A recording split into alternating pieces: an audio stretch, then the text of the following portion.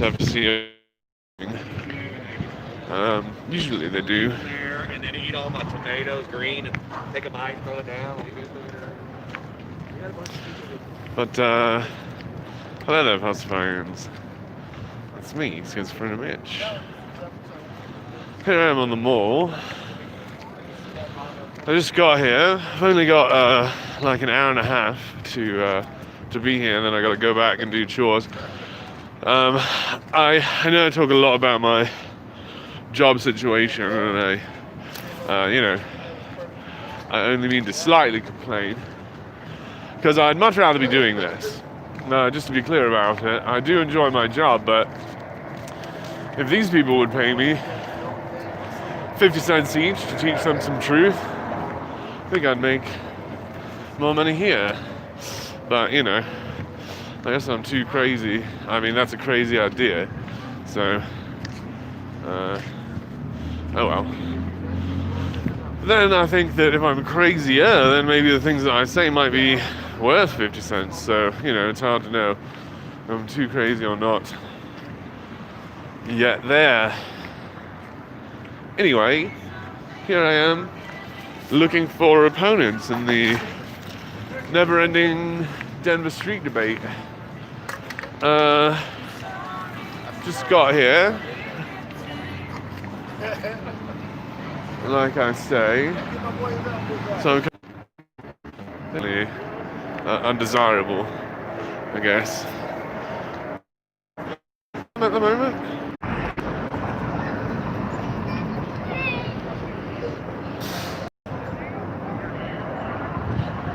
So I got to 16th Street and Stout, and the broadcasting interrupters sort of seem to spike, eh? And everyone knows that this is one of the primest spots for street preaching. This is where I meet a lot of people. Met Joseph Maldonado here and Dominic. I met just a shit ton of people. I have to really go through the list in order to not leave a ton of people out. Just so many people right here at 16th Street and Stout. I've been doing this for 5 years here, and so, I've met a lot of the people that come out here. But what I'm saying is, right here is where they put in the broadcast blockers. As soon as I got here, broadcast was kaput. So that's very interesting, don't you think? I'm not allowed to believe in coincidence, what I mean? It's one of the rules of religion is there's no such thing as coincidence. So, it's got to lead you to believe.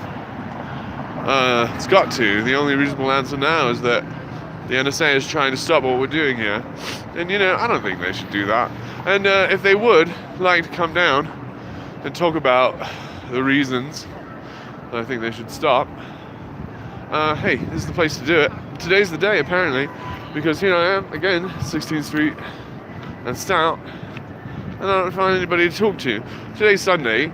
Usually I don't come out on Sunday because I don't mean to, don't mean to play into their persecution complex. These Christians. If you were watching the other day, it was Talk Like a Pirate Day. I come out here, I'm trying to talk to them about Talk Like a Pirate Day, and they're just like, what? Huh? What? I'm preaching here. I'm screeching so loud. They just don't listen to me. I said it 5 or 10 times there at the beginning, and they're like, if we're not talking about Jesus, we're not talking about anything. I'm like, all right. So, and then if I were to come out on Christmas and preach Pastafarianism, not even oppose them, just preach Pastafarianism, they'll scream persecution as loud as their lungs can carry it, and in fact they'll amplify it. So if you want to have a conversation today, maybe I'll be able to read the comments here. Usually I'm very bad at comments when I meet somebody. Very, very bad at them. But yeah, maybe Flying Spaghetti Monster has no one for me to meet today. It's very hard to know ahead of time how the episode's going to go, you know what I mean? Uh, so I suppose we could talk about Cobra Kai, because there's lots I'd like to talk about in it. I find it to be very exciting to finally look at this picture as if there are two sides and not a good guy and a bad guy. It's sort of the thing that Star Wars kept threatening but never really delivered on. It is very, very easy to see, and maybe Game of Thrones did. I really could not be fucked for most of the Game of Thrones seasons. I didn't really, I don't know, man.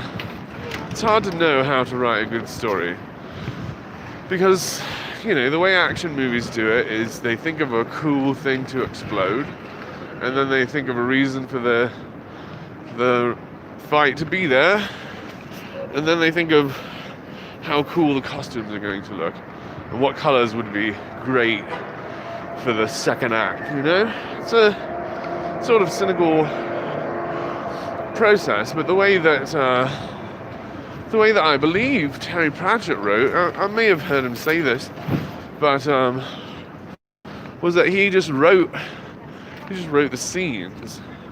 You write from beginning to end, and you free the characters, and then they bring us on a journey, because that is inevitable with freedom, a change. So a lot of people think that they have to manufacture, a lot of writers, a lot of authors think they have to manufacture the conflict and the resolution, but in fact it can be expected with free agents, and so just free your agents. And so my big problem with what's going on in Cobra Kai, got two. One of them is it looks like Miyagi-Do. Well, if it's gonna be Miyagi-Do, call it that, eh? We spent like 2 scenes in the Karate Kid movie in the Cobra Kai dojo, and we spent half of the fucking time in the Miyagi-Do dojo. And I don't enjoy that. The whole point is I don't want to hang out with the losers anymore. Why do I have to watch the stories about Dimitri? We broke up, So that's A. And then B is, it's just too obvious every once in a while that this had to happen or the fight wouldn't go down like the writers wanted it to.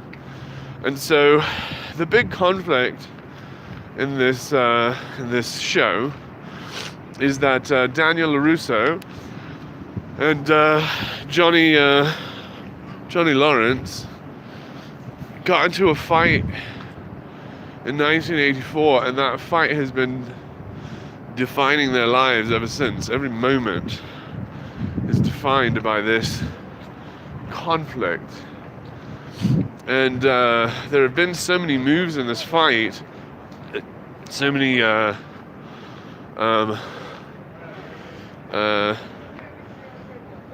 times that each of them did a bad guy move that neither of them can claim to be the good guy in this fight, and that the fight is spilling over into their loved ones' lives, and so I would like that to be the conflict, but what the actual conflict is that the writer needs these fights to happen at the same time at the end of this show.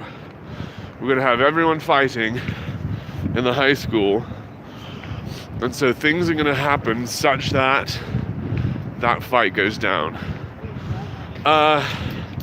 And so what we get is instead instead of what we would like, which is free agents. Oh, by the way, I've been to the end and there's nobody there, so I've turned around. I don't know if I said that. But the way to save this planet is to free the people, because free agents make good choices. It's in their self-interest. And it's in other interests as well. It is a good choice to support society. And if you're free to do it, you will. But the problem that we have with fiction is that they're setting up the third act, and the author is not rewarding the behaviors that reality rewards. And so Johnny Lawrence does be the bigger man, and then the narrative just forgets. And he just, when for example, fucking Daniel LaRusso comes in after the Medal of Valor has been stoled, and he says, I don't know what you're talking about. Then Daniel LaRusso leaves, and then Johnny Lawrence doesn't get to the bottom of it. Like, he definitely would. Okay, we'll get back to this point, because it's very important that the major conflict in this fiction is the character versus the author. The author has something else in mind, and so the character can't change their path. Like, they pretend it's a story about destiny, but these characters aren't free, so it's not their destiny, it is what they've been created for. Oh my gosh, it's very cold out here. It's autumnal. So, but anyway, in this show, Cobra Kai, now on Netflix, they're sort of what they've done is they've gone from what the Karate Kid was into a much more Shakespearean sort of tone. They've taken the dojo concept pretty seriously. I watched the Karate Kid last night, and it's interesting, the themes that they are forgetting and the ones that they are listening to. It's very much like the problem that Daniel LaRusso has, which is this one summer finds his life. Pardon me. Excuse me. He moved. Hey, I'm gonna have to go blow my nose here, guys. I'm gonna set you down for a second.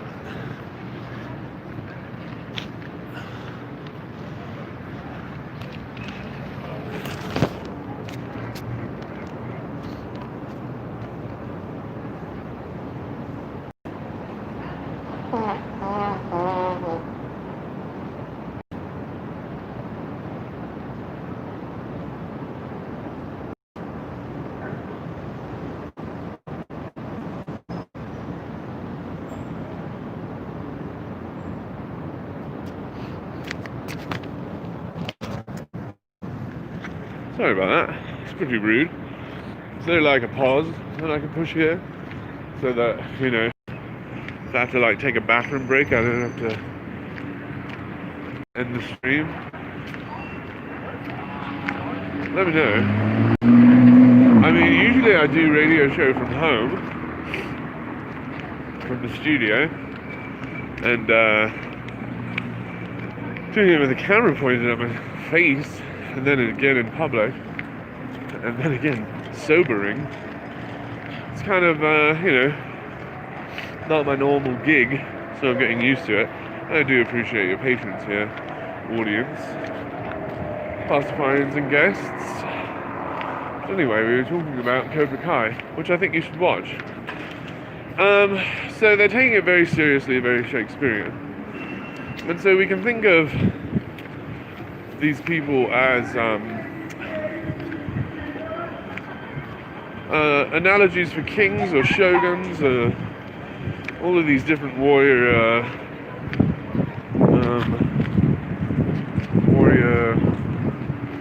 rulers in these very old dramatic traditions like Shakespeare and whatever the fuck.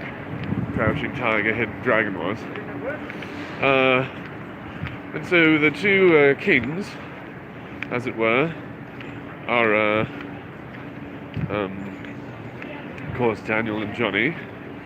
And they were young princes, right, in the last one, and they're kings now. And there are princes and princesses and queens, right? And it really helps to get through the really hard parts of this, to think of the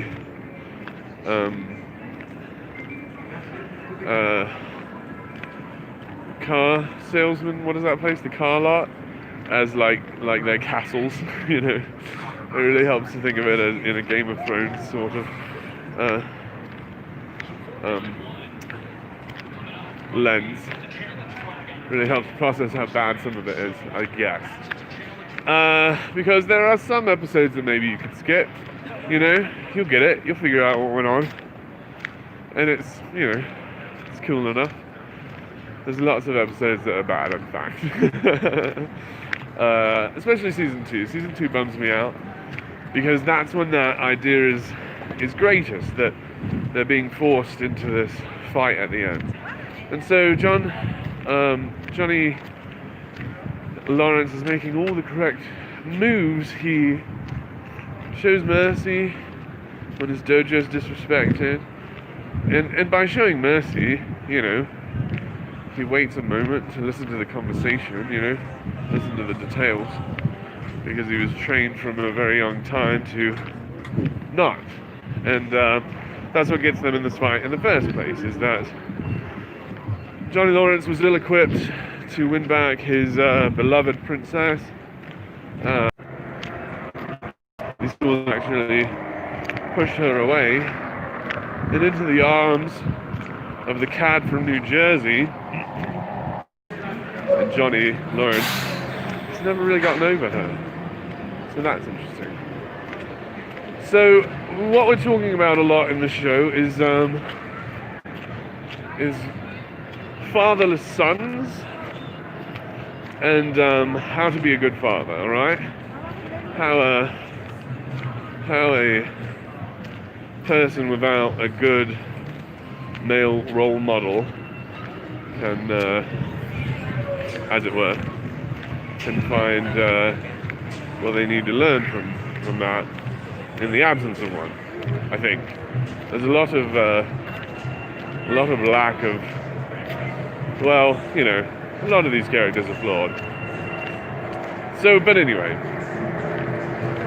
Johnny Lawrence making the promises, taking the things seriously, and then it's just written that one day his son shows up with LaRusso's daughter and she's drunk and fucking they're gonna spend the night, and it's like the day before the first day of school and the fight's coming tomorrow, and I don't know, man. Seems like Johnny Lawrence should have been equipped with ways of de-escalating these situations by now. But instead all he has is escalation. You know, so it's good for him. Like, I like the place that we are in the series right now. Some people I know are very upset. But I suppose we were upset in between. And I want to point out that a lot of people's return was not resolved, right? They call it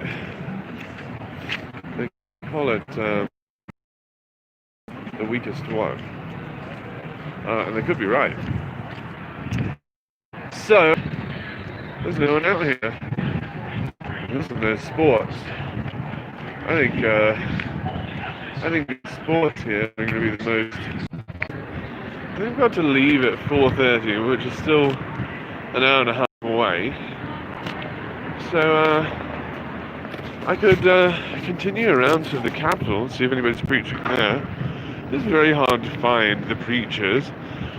They love to go out and do it in secret instead of put hashtag street preaching in their Twitter, you know what I mean? Sort of announce, here's where I'll be. Come listen. Super rude. Coughing being all autumny out here.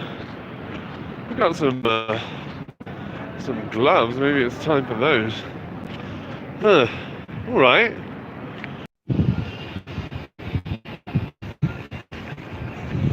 Man, all right. All this interruption from the NSA here is really making me wonder what's going on downtown. Why they want me to not preach so bad.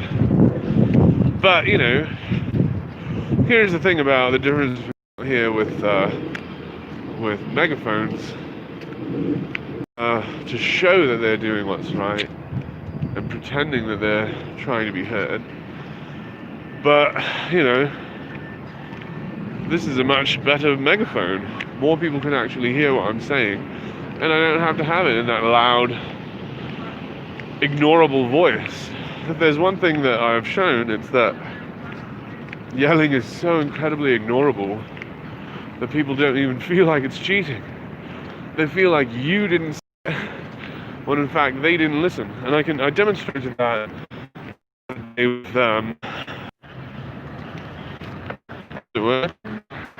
I have a hard time knowing how to use a phone, you know what I mean? It's quite difficult to do this right with these devices, especially while I'm holding signs with one hand. But I don't have my signs up. Maybe I should. Let's see. Maybe someone will come talk to us. Let's see what we got here today.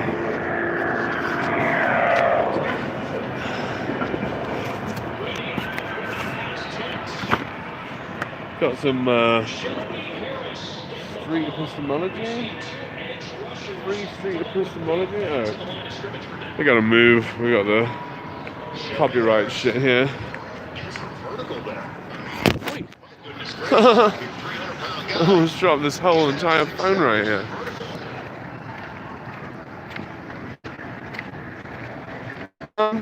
Alright, let's go back to 16th and Stout. Shaken there. And then, I've got some chores, like I said. So, yeah, I think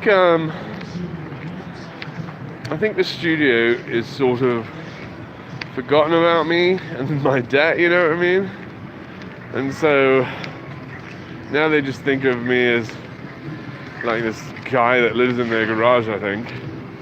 And so that's cool. I think I've been thought of as worth.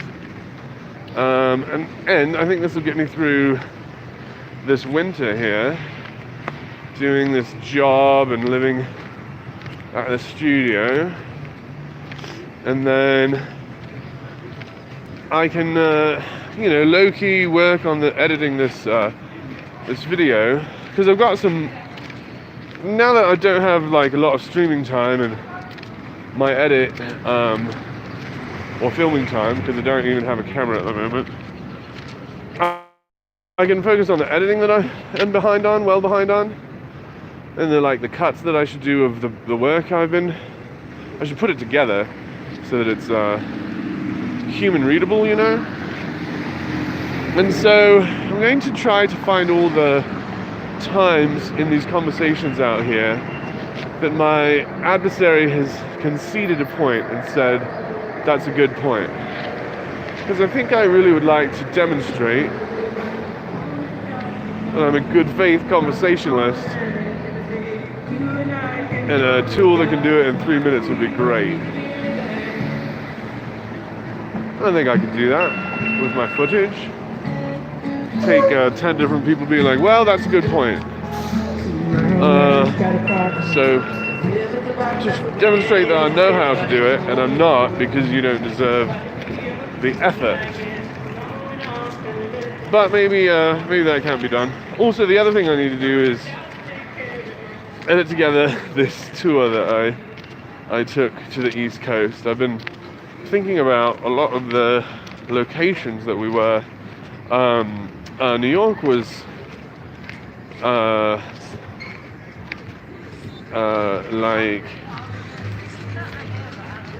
New York was unbelievable. it was enchanting, as it were, and spooky. I walked from Times Square to my hotel, and that was delightful. You know, the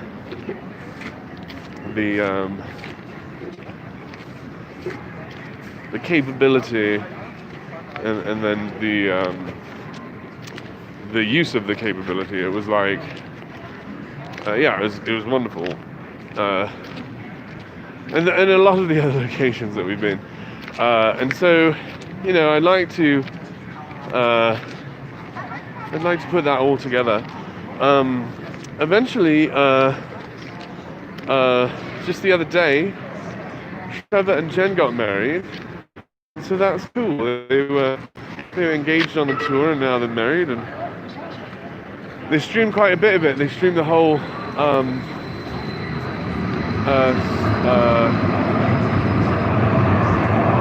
sorry, there's a train going by. They streamed the service. It was quite lovely. You should go watch it. And a lot of the reception was streamed as well. You know, quite lovely. And so, you know, seeing them and how the stories continue, because I really would like to show what we did learn on that tour. You know, I was sure that a couple things were going to happen while we were out. I've been on a lot of these religious retreats. Mormonism had like this thing where every summer you'd like go off for a week and have this spiritual experience. And when I was at the mission, we did it every month or so, and it was quite epic in New Zealand, because oftentimes there was travel involved and hanging out at new people's 4 to 5 days in a row. Just journeys we go on, pilgrimages, as it were. And so, you know, being invited along on the pilgrimage was delightful, and then showing what we learned on that pilgrimage. It's more difficult than I had hoped. You know, it's really hard to think of a 90-minute way of saying these ideas. So I guess we're going to work it out here on the radio show. Not today. So here I am again on Stout Street, in 16th. The only street preacher around. Hello there. What's going on, dude? Not much. What you up to? I'm street preaching. I'm a street preacher. Usually there's Christian street preachers here, and I came out to preach against them, and so now I'm just sort of like... Nice. I Yeah, like that. yeah. I'm down with that type of preaching. Cool, I've got my YouTube information here. If you check that out there, you can see me doing it here for 5 years to the local street preachers. Also, I'm streaming right now because I was hoping that some would be here and I'd be able to talk to them, but I guess it's too cold. You can talk to me. Oh, yeah. Hello there. What is your name? My name is Dylan. Hi, Dylan. So, I'm not streaming to too many people here, but about 10 people are going to watch it in the next week. What's that? Because what I do is I come down here and I talk about how the Bible is actually a very hurtful thing to believe. Yes, and I that agree. preaching the Bible on the streets is making the city worse, and I like to oppose them. Okay, here's my take on the Bible. Yeah, Quran, whatever the hell it is. sure. I think, you know, because there was never science and all those explanations back in the early times, people needed some type of explanation for their kids or whoever the hell's scared about dying. And then it's just like a giant game of telephone around the world. That's why, like, Judaism and fucking whatever, so similarities. And the only reason everyone hates each other is because it's a game of telephone. Somebody fucking it up. That's what I mean. I agree with a lot of the points that you make. That the point that this game that we're playing is actually causing a lot of hate and division. When on the face of it, they say that they're doing an effort of love. I find that they're quite. It's like hate speech, right? Yeah, absolutely. Against everyone else. Exactly. That my God, in fact, hates you. Is what they're saying, and it's very easy to hear that, except when they're saying it. And so, you know, and I think that the best place to talk about it is not me going up to their church and knocking on the door and being like, you're wrong, but waiting until they come out here and preaching and being like, hey, you're so wrong, it's embarrassing. Yeah. And everyone agrees with you. I guarantee, like when they're preaching out here, man, like maybe one or two people walking by every 15 minutes that are probably cool with what's going on. You know? Yeah, watching the way they do it, it really shows that they don't want to engage with people in conversation like you and I are having, but what they want to do is like fulfill a command of their God and like be seen doing it, but not actually take the time and the effort to explain it to people. Dylan, you said your name was? Yes. Yeah, thanks for talking to us today. Where are you off to today? I don't know. Cool. Yeah, I kind of just around. Cool. Doing a thing. How long you been in Denver? This time I've been in Denver for like 5 days, but I've been in Colorado since 2016. Cool. Yeah. I'm from Connecticut. Awesome. Yeah, I'm 23 years old.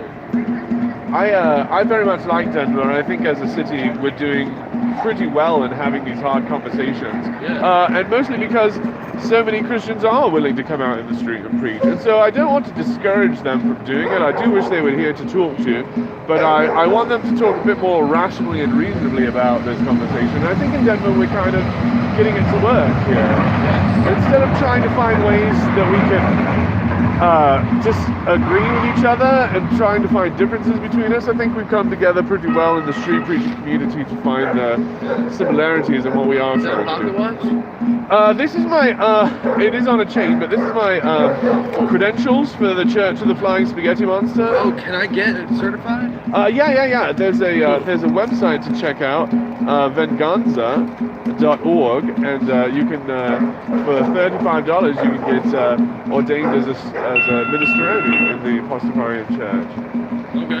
Yeah. And yeah, for free you can get ordained in the Church of Counterfeiting too. Yes, absolutely. As your diploma is your master work, in fact. The better you can counterfeit it, the more it will work. That's awesome.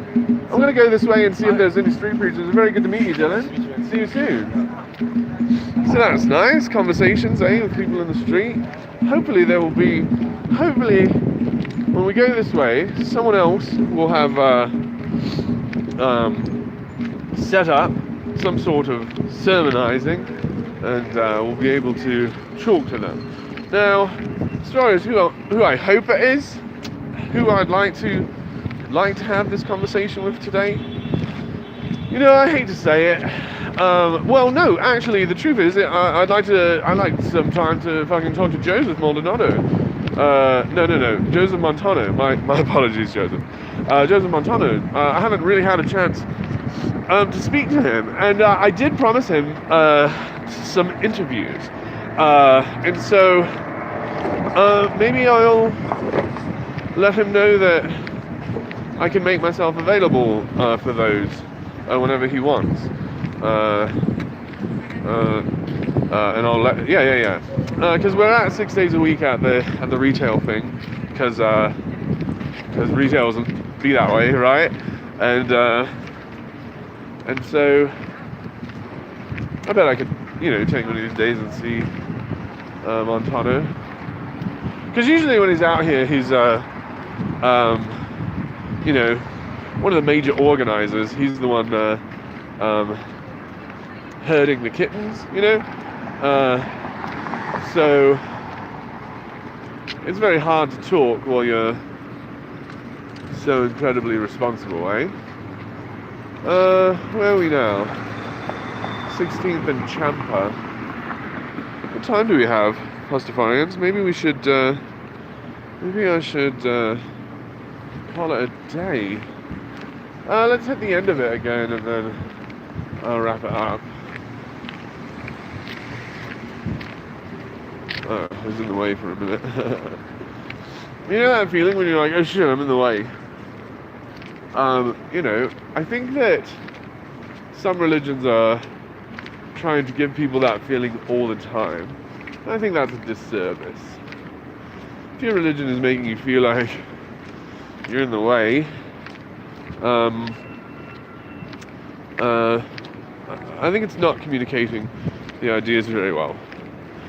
I was having a conversation with the creator the other day because I was upset. I was like, hey, I didn't choose to be created. And then, you know, the creator said, well, I mean, would you though?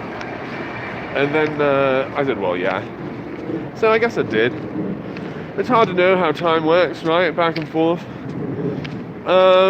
You know, because it was sort of this conversation I was having online about whether we were allowed to exist or whether we were compelled to exist.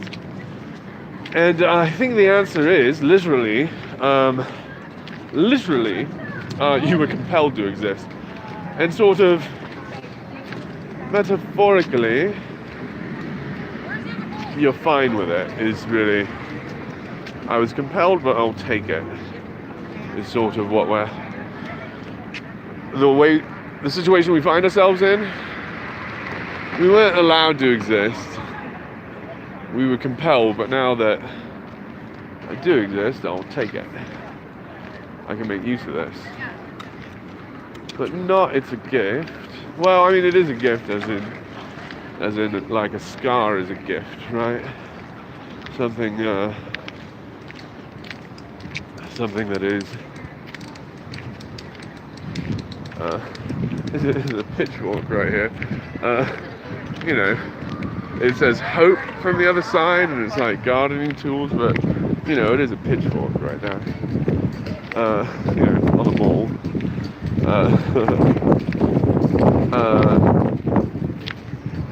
Maybe we should put some of those cool noodles on the tines there, so nobody gets like eyeballed. Oh right, fuck. Pastafarians, it's done, eh? There's no one here. Well, there we go then. I wasn't here yesterday. Did anything go down? Did anybody watch any videos? Let me know if anything cool happened here yesterday. Whether I have to catch up. I bet not. I bet I'm the only fucking thing happening on this, on the mall.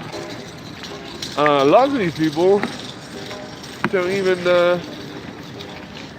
post this shit. Some of them are filming, I suppose, for protection issues or self-protection, but they don't post anywhere.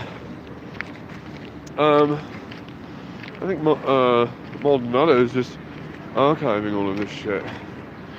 I think I almost died right there. Lols. Anyway, gotta get out of here, Pastafarians, or I'm gonna die. See you next week, I think.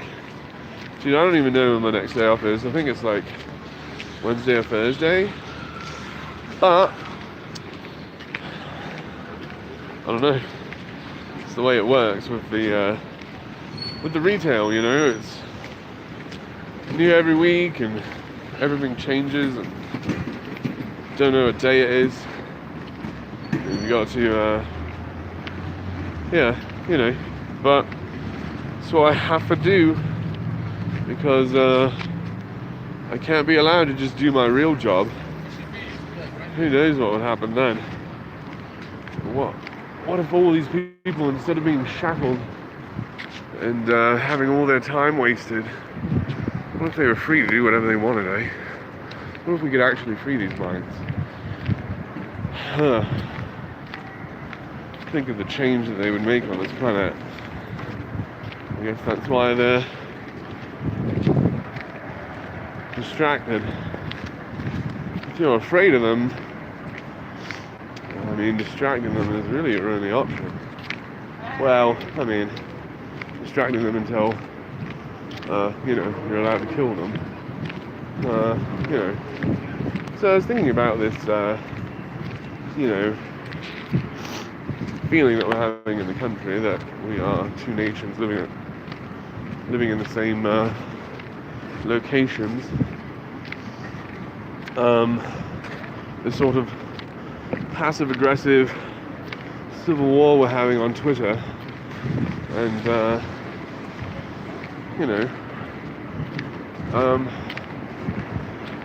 it's very American to bring the guns out and start shooting, but also, it is very American to not.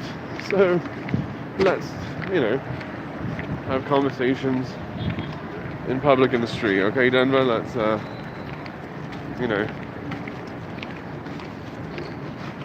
let's not fear each other, eh? Let's expect each other to be good faith conversationalists when pressed. The way to defeat bad faith is to ask it if it's good faith, and then it just has to pretend it is, right? Like, to make it pretend to be, because then it is, isn't it? Like, I don't know. We can talk about, I think that's one of my major issues right now, is how many of these projects that we have are doing something other than what they've designed to do. Like Goodwill, you remember what happened to Goodwill? How it was a project because Corky needed a job, is that right? And we were like, well, here's something that makes it's pretty time consuming and easy to do, and it gets a paycheck in the hands of these individuals that might not otherwise be able to find a paycheck. And then, it stopped hiring those individuals because it's just not fiscally reasonable anymore. So the Goodwill is a money-making entity, and they always were. They just, they just unmasked slowly over time, and so these bad faith institutions that are doing something other than what we need them to do must be addressed through conversation.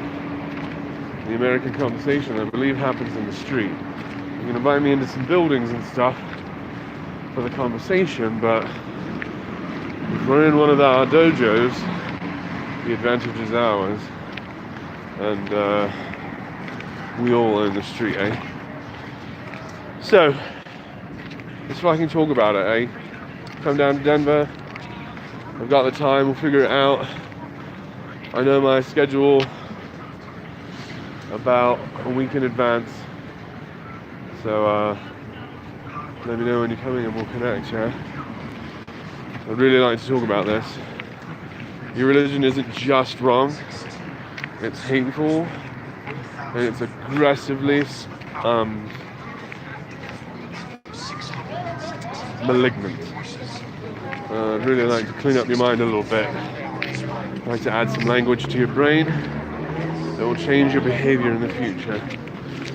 Not only will you benefit from it, this whole cooperation will. Just come on down to the mall, hey? See you soon.